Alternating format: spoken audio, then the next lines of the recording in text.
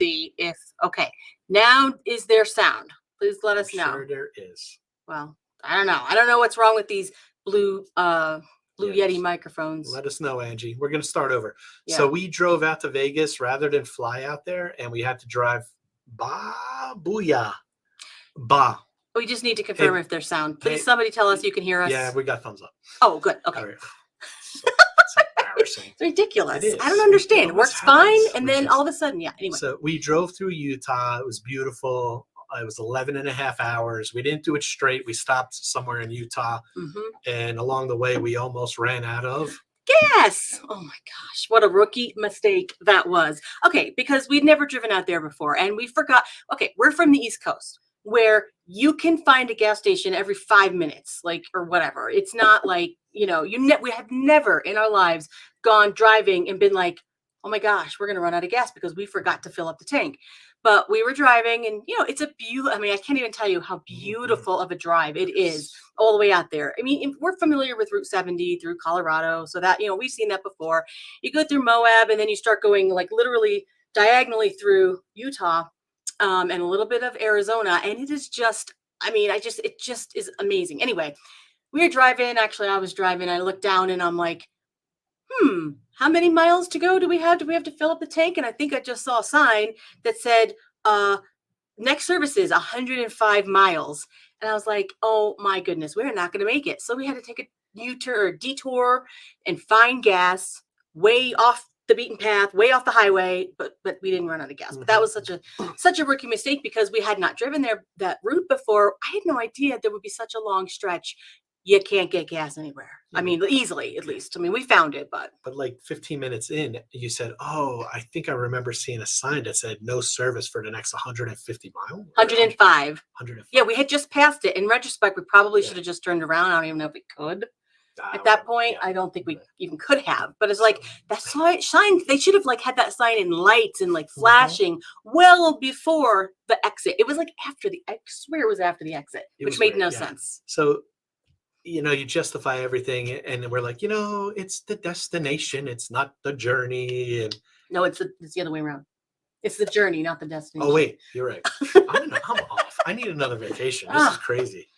It is the journey, not the destination, which is very true. I totally agree because we had so much fun on the way out there, some adventure, and we stopped in some little small mining towns in Colorado, which is cool, Rifle, and on the way back, Palisade, Colorado, just really cool places. So the first night, we stopped in Utah in Cedar City, and we stayed at a Hampton Inn, which we love, which we normally do love, but this was like the worst Hampton Inn ever. And I don't know if it's like this everywhere, but the prices for hotels were just astronomical. I just couldn't get over how expensive these hotels were. I don't know if that's supply and demand, or if it's just on this route, or some of the hotels in the Moab area or the St. George area, which were before and after where we stopped, were double the price, and I couldn't figure it out. But still, we paid way more money than we should have for this room, and they sent me a survey. I'm very tempted to reply. It was so bad. It was so bad. We got up at 5:15 in the morning. We're out of here. We're I can't sleep. I barely slept. I didn't sleep well, and we're like, let's just go. That's how bad it was. So we were dressed, at least I was, for Vegas, thinking it's going to be 78 degrees in Vegas. Well, we got out there, it was 31 degrees. I'm shivering, warming the car up. Oh, I'm turning into a summer person. I used to like fall and winter. I'm into summer now. Well, it was an extraordinary long summer here in Denver. I saw people at our pool yesterday. It's still in the 70s. The sun's out. You could go to the pool if it was it's still in the 70s. I think it was close to 80 today. Oh, was it? Oh, okay. Right. It won't be that way for very long. I'm sure we're going to get snow or cold or something, but I think this is Colorado. It's like this sometimes in winter. On Instagram, I teased. I said, hey, in 10 minutes, we're going to be doing a YouTube live. Tune in to find out if we got in a major argument on our vacation. She's laughing. Oh my gosh, it's so funny. Where's the poker face? Maybe like this. I don't know. Stay tuned. Well, that was before, not now. Oh, before what? Before, and you just. Yeah. did Well, before. I guess the answer is no. We did not. Despite being together almost A lot. like 100% of the time. I think there might have been like 1 or 2 times where we physically weren't in the same, like we're in each other's presence for Yeah. 9 days straight. I mean, and that includes the car. I mean, Yeah. I mean that's kind of crazy. And Yeah. and actually we didn't have any major blow ups. No, it was Got nice. close a couple times, but you know, that's like, you know, when you're tired and you're Oh, hungry and you yeah, get cranky yeah. and you just It's like, oh, nothing's good. yeah, that's true because it's always on the like towards the last night. We just like and it's like yeah. So Yeah. whatever, you know, it's cool. No, we didn't get in a fight. Yeah. Can't believe we're bringing this up. It's stressful. Traveling is stressful. I think flying is more stressful than driving. I would agree with you in a different Lately, stress. yeah. It's a different kind of stress. You don't have Yeah. control over anything really.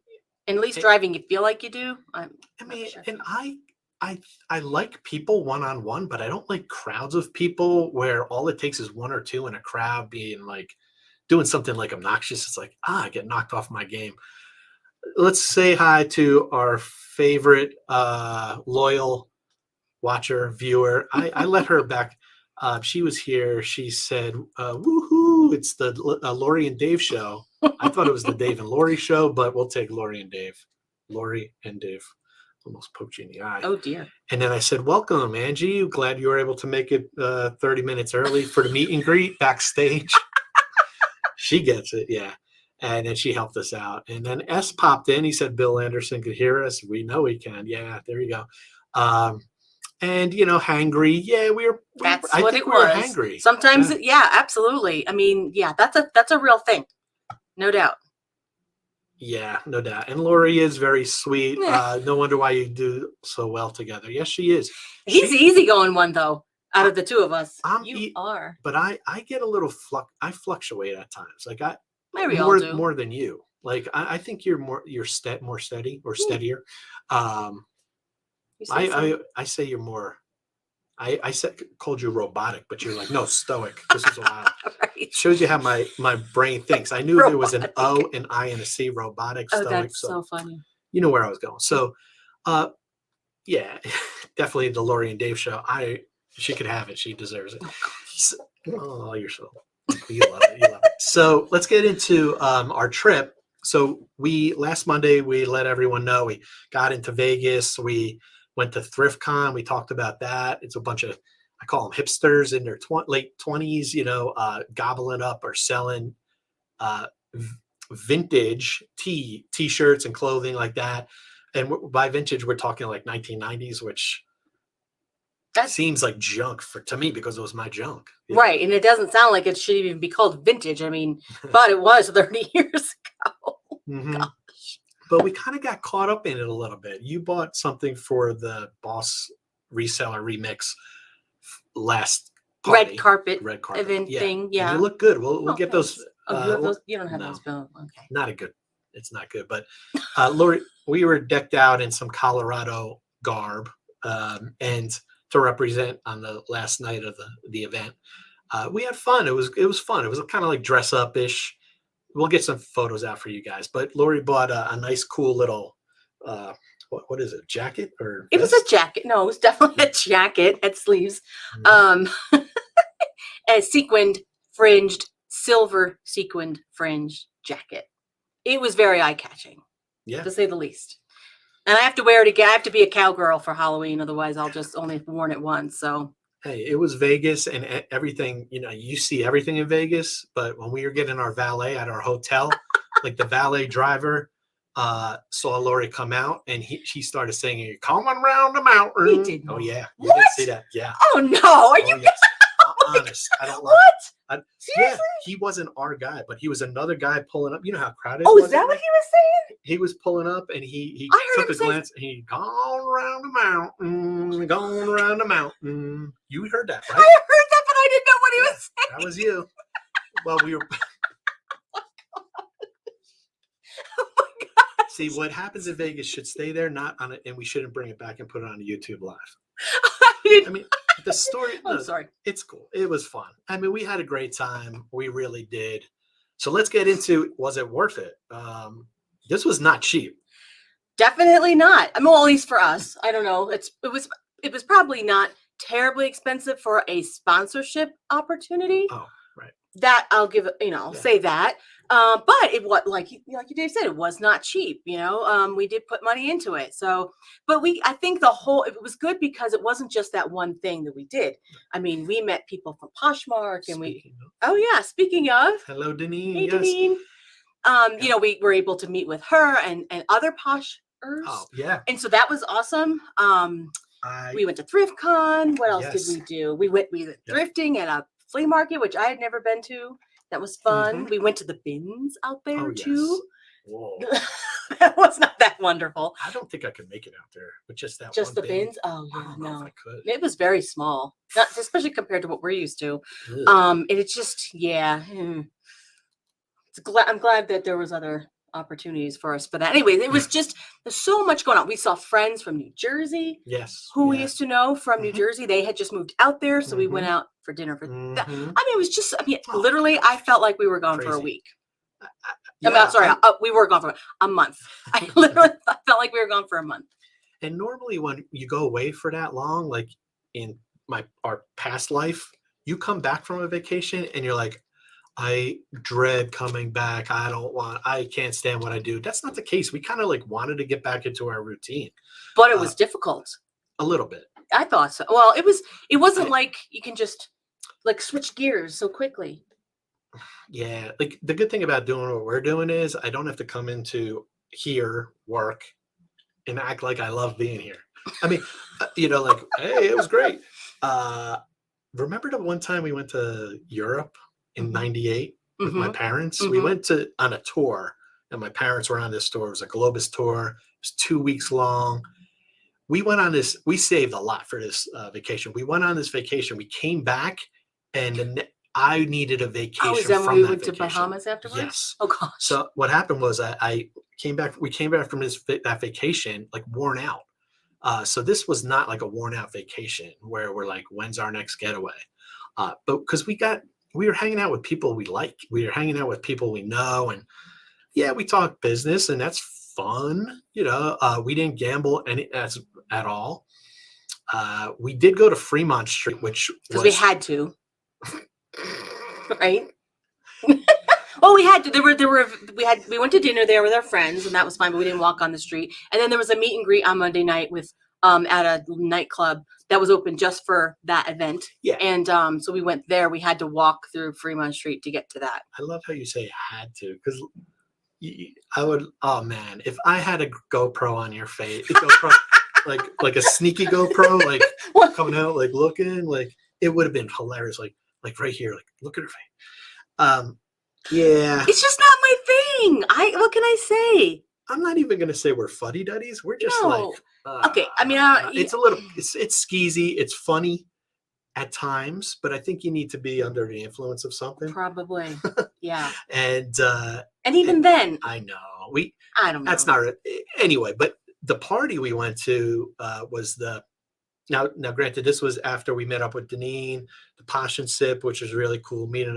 I jotted down everyone's names that was at the Posh N Sip, and it just good people. I mean, just like it was nice. Yeah. Yeah. We're not used to hanging out with poshers. No, we're used to hanging out with eBayers. So poshers gotta have a little bit of style, and they're I don't know how to describe it. We always say like people that sell on eBay are like really like not kind of boring, like in the they're very granular, they're into I could list it this way. And poshers are like, oh, I have this beautiful handbag, and they're not talking about price and shipping and returns. I never hear that from them. So it was kind of like refreshing. Yeah. So, and it was neat. They were all really great people. So this was after the Posh N Sip. And so then that Monday night, there was a get together at the Troy Bar on Fremont Street, which was really nice. Katie, Vicky, and Teresa really did an awesome job securing that. That was a nice venue overlooking Fremont Street. It was cash bar. It was nice. It's a great way to kind of meet the people that were there. I would say there was probably like 100 people there. maybe more. There was, I think they said like 200. Yeah. And it was cool. It kind of got us, kind of Got everybody in the mood for the week. Kind of excited. Yeah. Yeah. Yeah. So, and then the next day, like as Laurie mentioned, we were co-sponsors of the Boss Reseller Remix, to let everyone know, which was put together a couple months ago by the admins of that Facebook group, Boss Reseller Remix. And, everybody's been jonesing for a get together, a meetup. Most of these resellers, I think, are on eBay, and they have a blast at eBay Open. So I think this was really good. I think it was it was necessary. Well, it's because the eBay Open hasn't happened in 2 years, and so and then Posh Fest wasn't in person either. So this was the first kind of reseller event that we knew of. I mean, maybe there have been others, but the one that we would have been part of, that was in person. And I don't know what, I mean, I'll tell you what, I'll ask you what your takeaway of the week and the event was, but I can tell you what mine was. Mine is that there's nothing can replace the human connection. Yeah. Nothing can, I mean, we have been, I heard from some people who literally hadn't traveled in like a year and a half or whatever. Like, this is the first time I've gone anywhere. And I was just like, wow, I guess I don't know. That wasn't us. We've been traveling. Yeah. So for them, I mean, this was just like, it was just for them, it was just much better, amazing. I just think that nothing can compare to interacting with other humans in real life. I learned that that acronym IRL. I never heard that before. I've heard of URL. Yeah, URL. Right. We talked about this last week, I think. IRL, in real life. In person, nothing can compare, and nothing compares. Yeah, nothing compares to being IRL. Right. So I think it was worth it. I mean, I definitely, to answer your first question, I think it was worth it. It was nice for us to have that all the time. I mean, we forgot we went to the Hoover Dam. Forgot about that. Beautiful. We drove out there. We had the most amazing fajitas I think we've ever had on the way to the Hoover Dam. I mean, like they've said, it's more about the journey than the destination. I mean, the destination's great, but if you can't enjoy the journey, and that's why I think we like the driving so much, because I don't know where we were, what we were doing, but I'm like, we wouldn't see this if we were flying, or we wouldn't have been able to, like, we stopped in Idaho Springs on the way home and it had Bojo's Pizza, which is awesome, which we don't, usually get to do. So just little things like that, you just have to enjoy the journey, and that goes for anything really, I think. Yeah. Right? And I agree.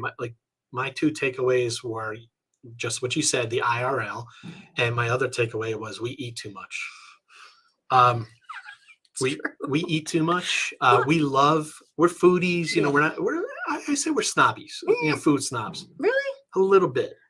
I mean, if we get a margarita that tastes like Gatorade, you're not gonna like that. Yeah, that's true. Okay, but we're not, I mean, we could be worse. We could be way worse. Yes. So. What's up, Roy? Thanks for popping in. Roy had a good brunch YouTube live yesterday. Very happy to see him doing that. I just think we eat too much.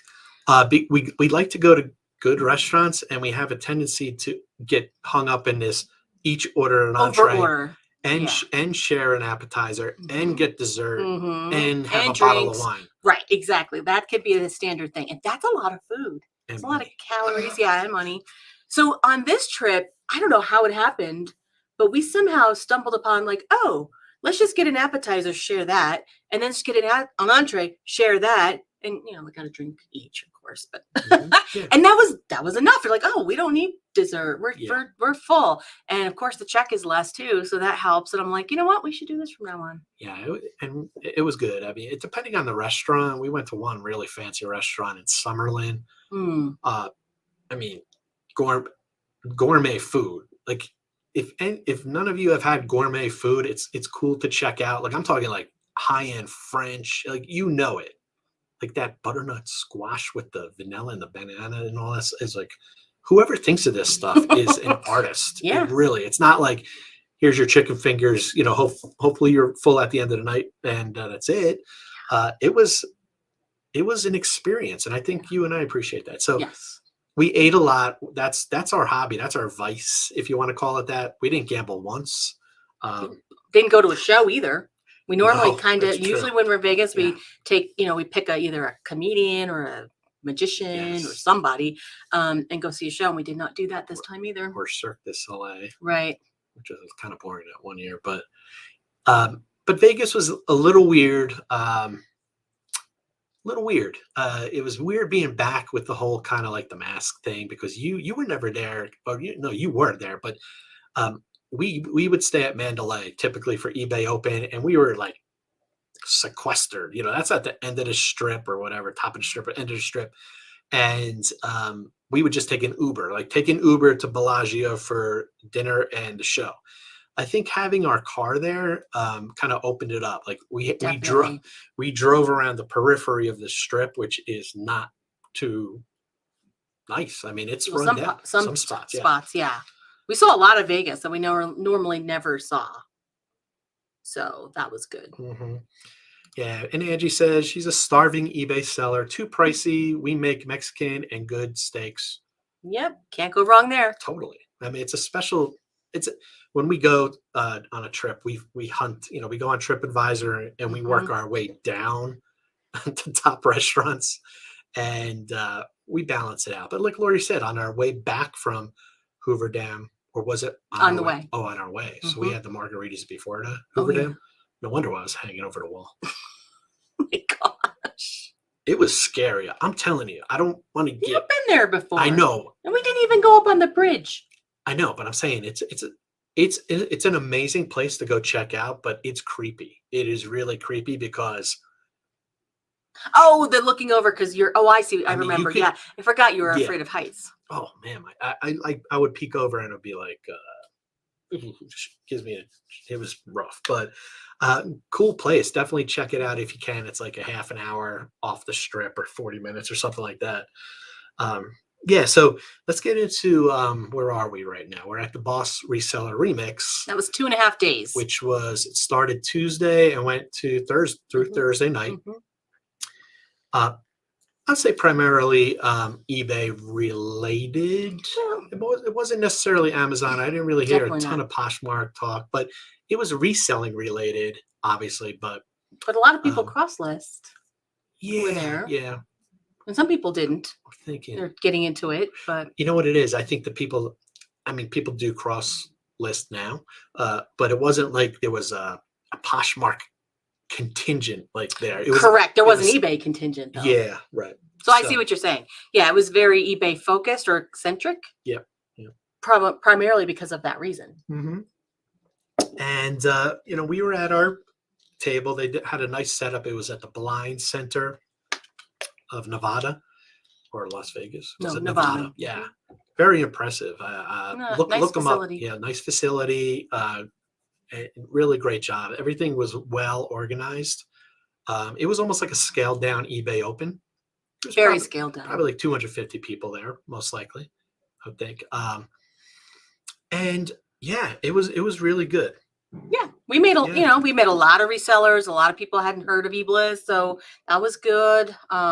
We offered as our raffle prize because what was good is they had these, they called them Raffle Passports. So everybody attending had to come in, and I think I still have the things. I forgot to give them back. I forgot to give them back. I was going to, but you're supposed to stamp their Raffle Passports, but they had to come around to the vendors, which meant they had to talk to us, which was good. We liked that. That was a great idea. But we gave away a $250 Southwest gift card as our raffle prize. And we didn't know that we were going to have to go up and, they told us we were going to have to come up at the last day and pick out the winner. Okay, good. No problem. But what we didn't know is we were going to be part of the live show at the end of the video of the whole thing. Because the two co-hosts or what would you call them? Two of the three co-hosts, putting it on, had their own YouTube show too. So they were doing the live show at the end of the entire thing, which was kind of cool because they had a camera on the audience and they had a camera on them. So they called people up to talk about their experience of the week and all this stuff. And so we kind of had to go up there and, say our spiel too, which it was, I mentioned all this is because at the time you feel like you're doing such a poor, like you feel like awkward and you don't feel like it's going well. You feel like you're tripping over your words, or you sound like you're nervous and everybody can hear it and all this stuff. And afterwards, and Dave and I were like, oh my gosh, that was horrible. We probably looked so bad. Oh, blah, blah, blah, whatever. And then I said, well, I'm going to watch it. I'm going to watch it afterwards. Dave's like, no, I'm not going to watch it. No. He's like, I don't want to. I don't want to see how we look. Right. But or sounded. I watched it, and guess what? We were fine. So my point to that is that perception is not always reality. What you think is happening may definitely not be the case, because we are, we're our own worst critics. And we're like, we know what we might have said or could have said, or I don't know.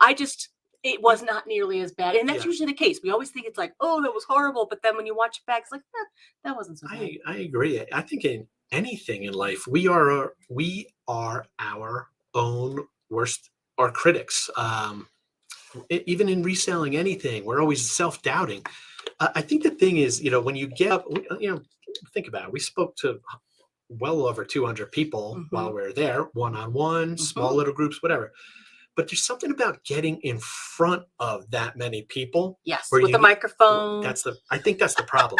Because really? because when you, at least for me, you've grown up always having a mic. Yeah. First off, a couple of things. These unidirectional Yeti mics that everybody uses, which I'm not going to pick up because it'll probably break, but they pick up from like 5 feet away.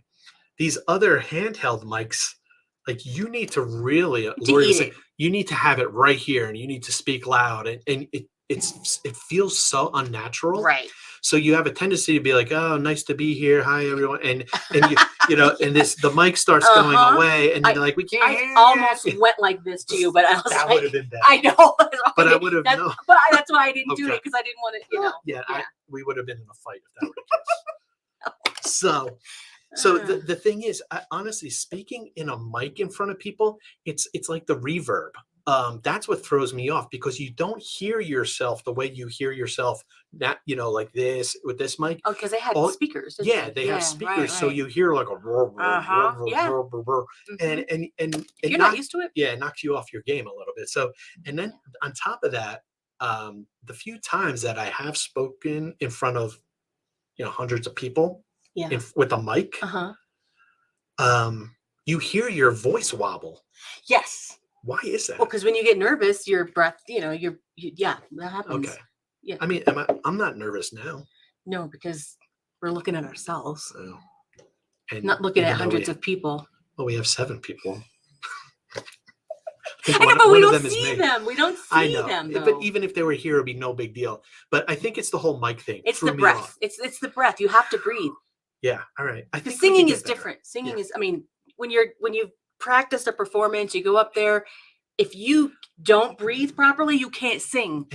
And how often, seriously, if we had a show of hands in the audience, how many people our viewers right now have spoken in front of hundreds? I'm going to say hundreds, up to 200 using a mic. Probably not many. And it's rare that you get that opportunity. So when you do, you feel so like, this is not normal. And then I could see, because I've seen people get knocked off their presentations, just like It's not just the mic though, like you said. It's the speakers. I don't think they had monitors. That probably would have helped. They had facing monitors. Oh yeah, that would they would have helped. Right. That would have helped. They didn't have those. So I have to address. Paul says, Laurie, your hair looks great. Dave, your hair looks. Yeah, that's is that why you're putting that on? Yeah. No, come on. You kidding? Save her here first. Ella, thanks for hopping in. I don't know how you put up with Paul so much. He's actually a great guy. Those two make a good combo. And then Deneen was saying me. Yeah, she's nerve-wracking. Oh, right. It is. Yeah. Paul says largest crowd for him was 500. Wow. That is a lot of people. That's pretty cool. For me though, it's about preparation. I should have prepared. We sat there for like almost an hour. We could have figured out exactly what we were going to say, but I didn't. We just wung it. Well, because we were being called up to draw a name out of a hat, essentially, for the raffle. It wasn't like, hi, I'm David. Hi, I'm Laurie. We do this, and it wasn't about us. It was just like they were acknowledging us. Yeah, but they wanted us to talk just like everybody else did. I know, but we didn't know how long. So we didn't want the spotlight, to be honest. Anyway, but yeah, it's nerve-wracking. Deneen, totally. I don't even think a couple drinks would have helped. I would say that was more nerve-wracking than me doing karaoke for the first time a couple months ago. Really? Yeah. Wow. That was rough. Yeah. No. Well, karaoke was really rough, but this was almost like the equivalent, because it's like, you have to go speak. Well, we were so thankful though when they announced us, people did clap, so at least there was somebody there. Could you imagine? I know. Oh my, because everybody else, Oh, so cool. It is. Yeah. So it was. You jumped all the way to the end of the event. Oh, I Boss did. Reseller Oh, remix. Yeah. So back to like we were talking about the Boss Reseller remix. This is what we got from it. It's like meeting people one-on-one is so much better. I mean, Instagram is great, and I think I can't imagine how business was transacted prior to Instagram, because Instagram's like, you could DM somebody, which is the same as a phone call. Everybody texts nowadays. I don't talk on the phone at all. So it's like the same thing as a text, like, hey, hey Ella, it's Dave and Laurie, how you doing? Blah blah blah. Just want to know if you're gonna be in Denver, why don't you stop by? We like to say hi. That's how it is, and it's like kind of like Ella. I know her from Paul, and she has her own show on YouTube. It's like this connection, but it's different when you meet somebody in person, and it just cements it. But what was nice though, that we had made some friends or acquaintances or connections, whatever you want to call them, over Instagram and other ways prior to the event, and we got to meet some of those people in person. Yep. So that was really cool. That we had never actually met before. So that was fun.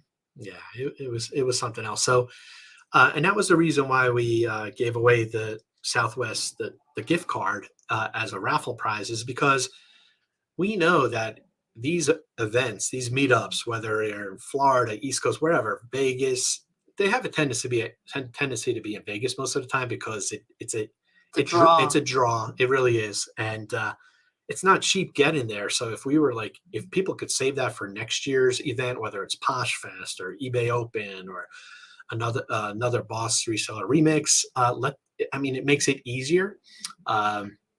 So, and another thing we found out, a lot of people paired up with other resellers to save on hotel. Of course. Yeah. Could make a really good girls trip out of that. Maybe we'll do that. Nothing. Maybe we'll do that next time. On the way back. What? In Utah, you were like, I could see this being great for the girls trip. I was like, four people splitting up the driving 4 ways. You split one hotel room 4 ways. I don't know. It would be so cheap. Mm-hmm. How about Patrick? Can Patrick come along, meet us out there? I guess he'd have to be in your car. Boys trip, girls trip. I know, but he lives in Cincinnati, so I'll pick him up at the airport, McCarran Airport. But yeah, Vegas, interesting place. I still say this all the time. 2 days in Vegas is all you need. Gosh, and we spent how many? We were off the strip somewhat. We were like north of Treasure Island. We left after 7 days. Yeah, it wasn't like we were right on the strip where we would walk out and just get our exercise in, stuff like that. Yeah. But the weather was great. It was really nice. I mean, during the day we could have worn shorts. Really nice. Yeah. It was good. Yeah. But you're not a Vegas person. I'm not. No, but even though I have to say it was much better being there in October than it was in July. Mm-hmm. Yeah. eBay. Yeah. Hint, hint. Yeah. So eBay Open is typically end of July, and it's 114 degrees in Vegas. If you never leave the hotel, it's fine. But if you want to venture out, or if you go beyond the pool, oh my gosh. And typically it's like freezing in the conference. Yeah, that's true. So, but it's definitely worth it. Next year, we're going to try to do them all. It's a lot. Yeah. Well, is Posh Fest usually in the fall? I don't know if if Deneen's still here. I'm not sure if Posh Fest is in the fall most of the time. I think it is. And maybe that's another reason why eBay does it in the summer. Yeah, that's right. I mean, and there's so many more conferences now. So this was our first conference going to as a, what would you want to call us? Our own business, you mean? Yeah, like a vendor. Event. Oh, it was our first. Yeah. Yes, definitely our first vendor event as Yeah. eBliss. Yeah. So that was interesting. As a participant or an attendee, I think you're you're untethered. Like, let me flip that. As a vendor, you're kind of tethered to Your table, your your booth space, and your stuff like time that. there. Even though the majority of the people we saw like in the first 90 minutes. Right. So, Deneen, we were just asking if Poshfest is typically held in October every year. Just let us know because we want to kind of plan out next year accordingly. But since we went to this event as a vendor, it was different. It wasn't that bad because it was 200, Small. 250. Yeah, it was nice because we could break away. But I know that eBay really has another totally separate room where their vendors have to be there. And I think if you and I went, we would need some assistance. Yeah, I think so too. You and I couldn't handle that amount of Yeah. time because it's a long time. I mean, it's like all day. It's all, yeah, somebody has to be there. Yeah. It just doesn't look good. Right. If it's vacant. Yeah.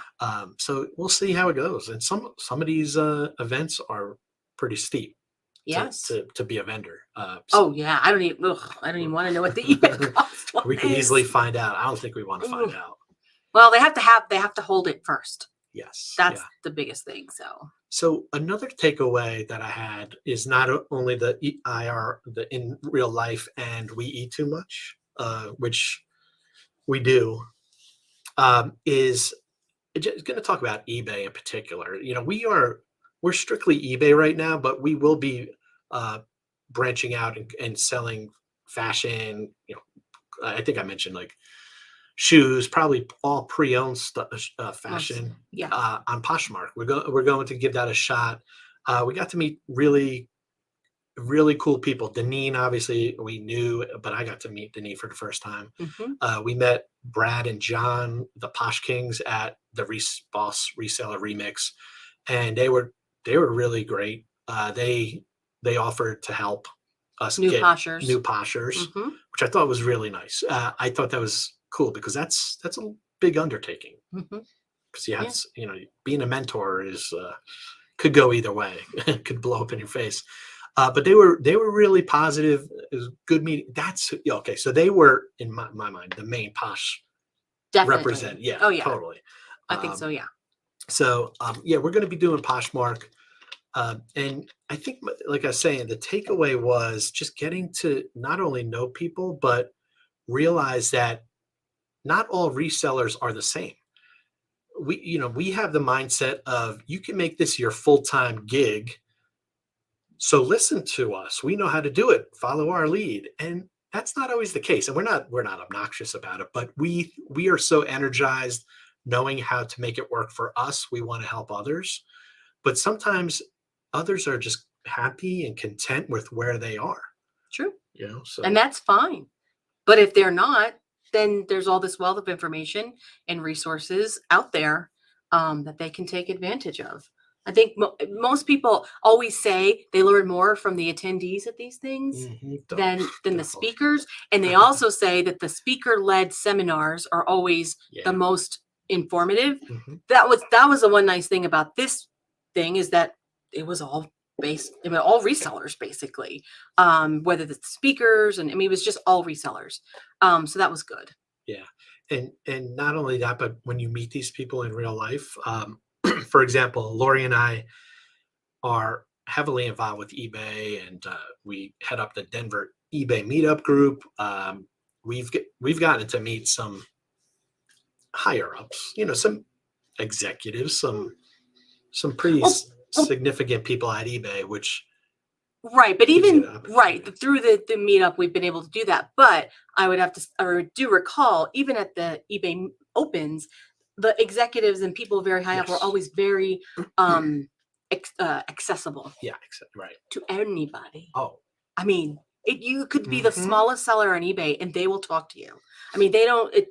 That was that was pretty cool. I always thought. at eBay At Open. eBay Open. Definitely. Yeah. And eBay represented at the Boss Reseller Remix because they brought 7 people. That's a lot. We only brought ourselves. Yeah, that to me, that's I love that. I really do. And we got to speak with a member of the government relations area of eBay, Sharon McBride. Amazing. I mean, it really is. It's one of those things where even eBay Meetup, when you leave there, you're proud to be part of that platform. And I'm sure it's the same thing at Posh Fest. You leave like jazzed, like you're. And where do you think that comes from? I don't know. Other resellers or the information from the speakers?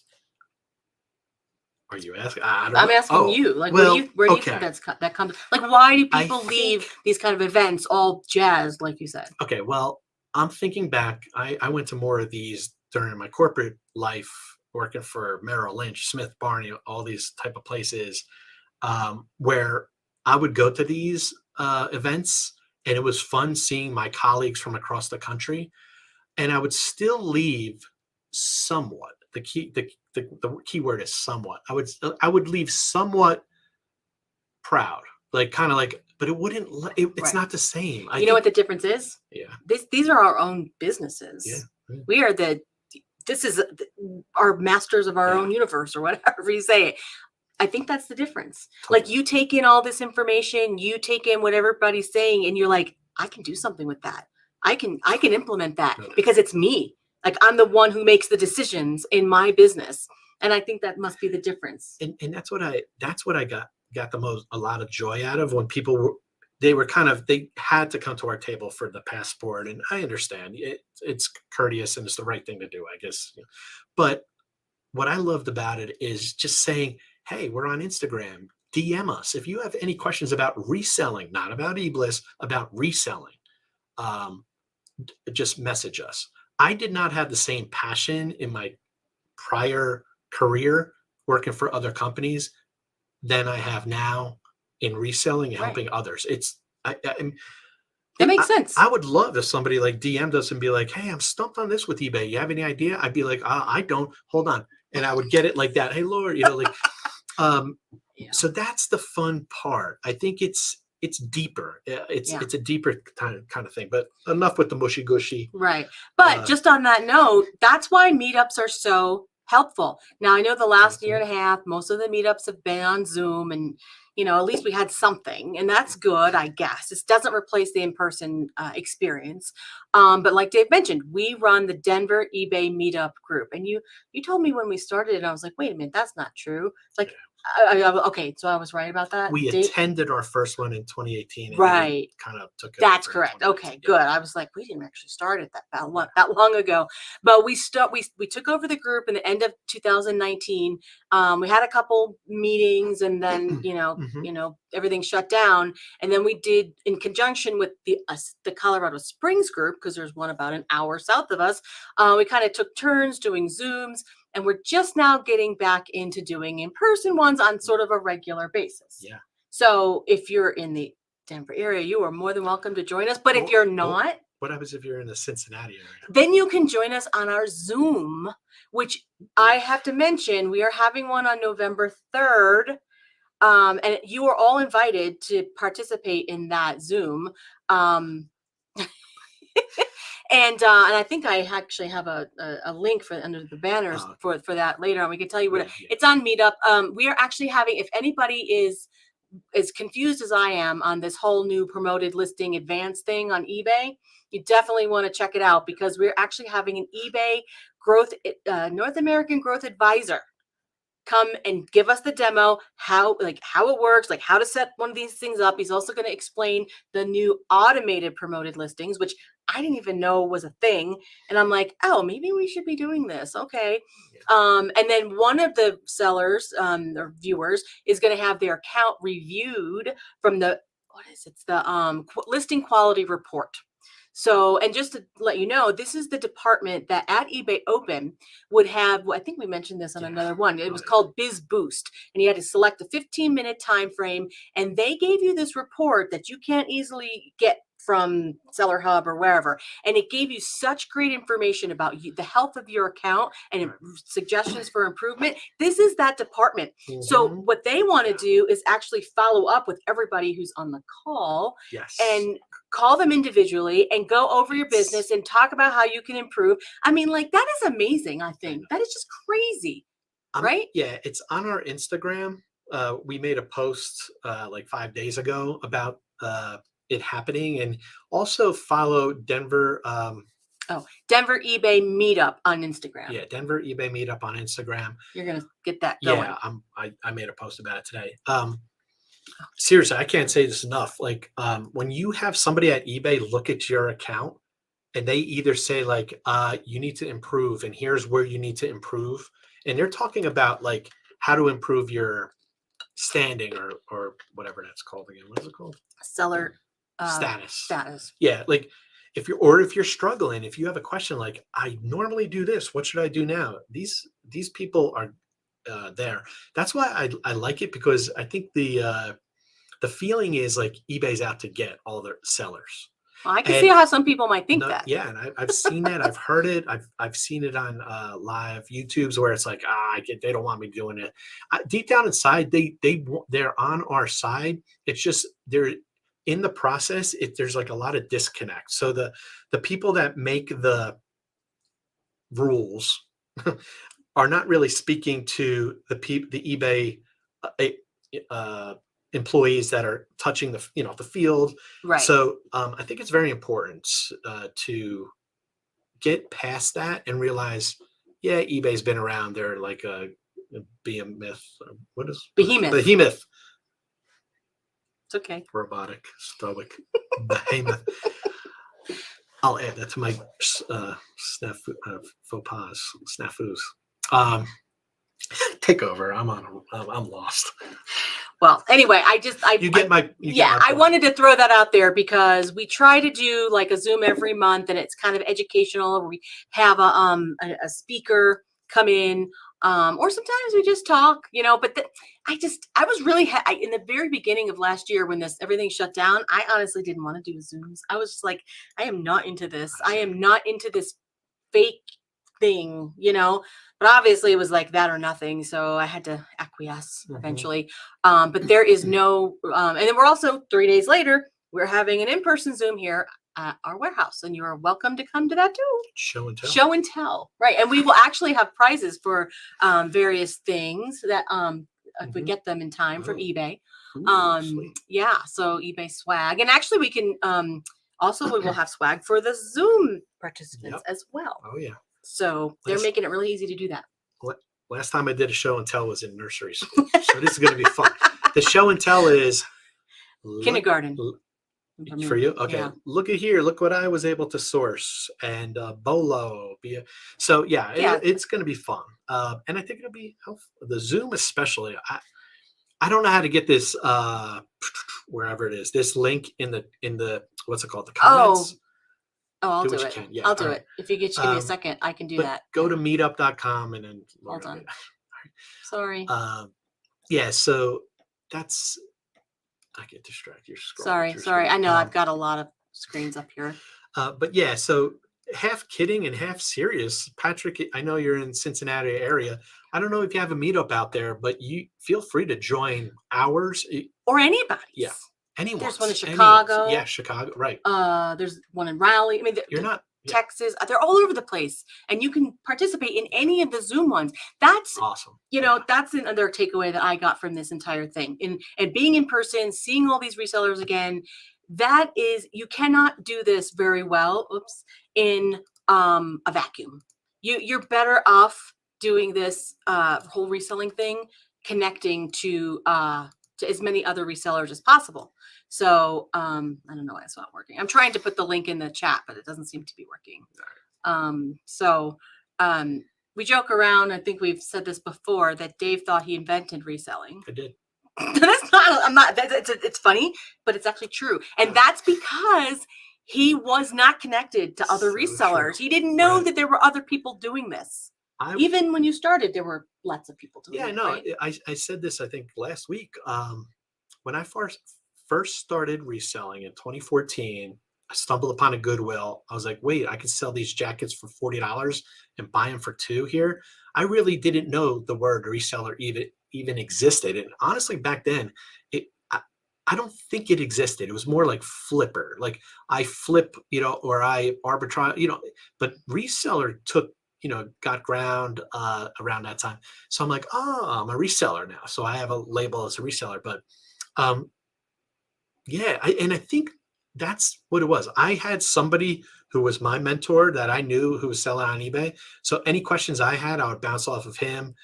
But I was very paranoid. Oh, that's what it was. In 2018, after our first eBay open, we heard about the eBay meetups and we heard that there was one in Denver. And Laurie's like, I want to go. And I'm like, no way. I am not going there because I'm going to run into people that I see at the bins. Oh, and we're really? That's why you didn't want to go? Yeah, it was almost like a secret, Gosh. whatever. I remember you used to tell people if they would find out or account that you would share the account with 3 people. I was so paranoid. I was like, but where did I grow up? I know my whole life. But I'm not like that though. It was so good. I didn't want to give up the secret. That's what it comes down to. Like, I didn't want to. Like, you thought if you shared it with people, like all of a sudden it wasn't going to work for you anymore? Or like, it was just competition. I think it was mainly competition, especially locally. Even so, I respect where people hey, I totally respect people not sharing where they source. That's fine. Right. And when did that end for you? When did you stop being paranoid? Once I realized that there's way too much stuff out there. Oh, okay. So you're never going to be impacted that way. At least the stuff that we sell. Now, if I sold a specific niche of an item, I probably, and I wouldn't recommend somebody bringing that up. But if if you're selling toys or tools or cameras, I mean, there's a ton of stuff. Right. But you're at the bins. There's obviously other people looking for similar stuff. Yeah. Obviously, these other people are probably doing the same thing you are. Oh, yeah. So I think, honestly, for you, I think it got to the point where you got to the point where you were, I don't want to say a good reseller. Like, your knowledge of this stuff got to the point where you were confident in that I don't have to worry about other people doing this too, because they're not going to impact me because I know what I'm doing, type of thing. And that you got this kind of network of people that were helping you. Right. That was probably part of it too. And also, I think the other thing is they always talk about when you want to, go full hardcore reselling, find a niche. I think it's just the opposite. I say start broad, and over the course of a year or 2 or 3, you will narrow it down into what you like, which is profitable, which is plentiful. All right. So those 3 things, you will look everything up, pound away on I agree with that. You might run into a little bit more, returns or, but you're going to learn a lot, and learning is what makes you a better reseller.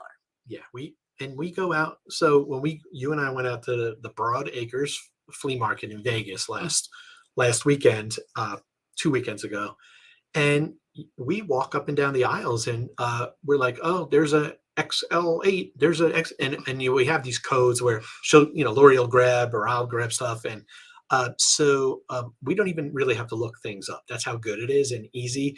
But I still would recommend continue to feed your database in your head, because there's some items that are eventually going to be no longer worth it to sell. Right. So yeah, I think that was the main. I would say, get over the paranoia. Eventually look everything up and just narrow it down. Eventually you will find a niche. You will find a distributor, a supplier, whatever you want to call, wholesaler, and form a good, strong relationship with them. And you're off and running. And just to let everybody know in here, we pretty much put our reselling business kind of like on hold, like in maintenance mode this past year, because we needed to devote a lot more energy and effort to getting eBliss going. And we plateaued at close to 4,000 listings. Now, we could have continued to grow that, and I say that to encourage people that the more sources of inventory you could get out there, the better off you will be. So keep on talking to people, tell them what you do, and Yeah, don't be afraid. yeah. Unless you don't have the cash or the money, then it's like, okay, Well, then, you know, pull back on the reins, and you don't need to, you don't want to lead people on like you're going to buy like $1,000 of stuff a week and you don't have it. you know, I was thinking back to the first eBay Open that we went to. Was that the first time that we were in the presence of like a gazillion other resellers? Oh yeah. Yeah, I think that was the light bulb moment. It was like, Mhm. we are not doing this Yeah. by ourselves. There is so much out there, so many resources and that can help us. And I'm still always amazed that I come across people, whether it's in a Facebook group or here or there, that they live near here and I don't know them because like Oh, we don't no. know them because they're here, but and we run the Denver eBay. Like, why don't I know you? You Right. know, like I Right. feel like I should know them all. And like this, the eBay Open is for sellers. It's not for buyers. Right. It's strictly for eBay sellers. That's what's, I think, lost. eBay Open, when you have 2,000-3,000 sellers there, and you Mhm. sit down at a table for, you know, drinks or dinner or whatever, and somebody's saying they sell, you know, 40,000 items a year, and they're all pool products at like average selling price of $10. That makes you realize that there's a lot of opportunity out there. And there's such a variety of resellers Yeah. out there. It doesn't, any one version of reselling doesn't work for any particular person. It, you know. Yeah. So to sum it up, we went through our itinerary of our trip last week, and we both agree that it was worth it. It was was. worth it for relationships formed. It was worth it to get energized, and also you just continue to invest in yourself. I think the skill and the talent is up here. Just solidify that you have an asset that you need to keep on nurturing and feeding. Yeah. And the other thing, I mean, that we always remember is like, we're not perfect at everything. So, you know, the things that you're not so great at or love to do, you know, that's the type of thing that you should outsource or leverage others for. Right. Because, you know, if I had to go sourcing all the time, we probably would be in trouble. Totally. And if you had to sit true. here and do all the Very admin true. stuff all the time, Yep. you would, yeah. So it's good that, you know, you can find those people who help you and, you know, and fill in the gaps. And that's another takeaway. Like, these are all things, like when I was at the remix, I heard that. I heard people say either hiring people. Now that's very generic, but that's like a fancy way of saying like outsourcing what you're not good at, outsourcing what's not profitable for you, and kind of looking at your reselling venture as a business if you want to, or if you just like it as a hobby, then stay right there. That's fine too. Yeah, so it was definitely worth it. So that's about it. Yeah, well, we're up at an hour, so we will let everybody go, and we will be back next week. Yep. Don't know what the topic is, but shoot us a DM if you wanted to go over anything. Someone in the room earlier texted me and said, "You guys should do an episode on this." I'm like, Oh, good okay. idea. All right. So we'll Looking tease forward to that. you with that. We might actually get into eBay boring stuff. That's what the topic was, but it's not actually boring to me. No, it's a good Usually me. Oh. But thanks everyone, and we'll see you next week. Have a good one.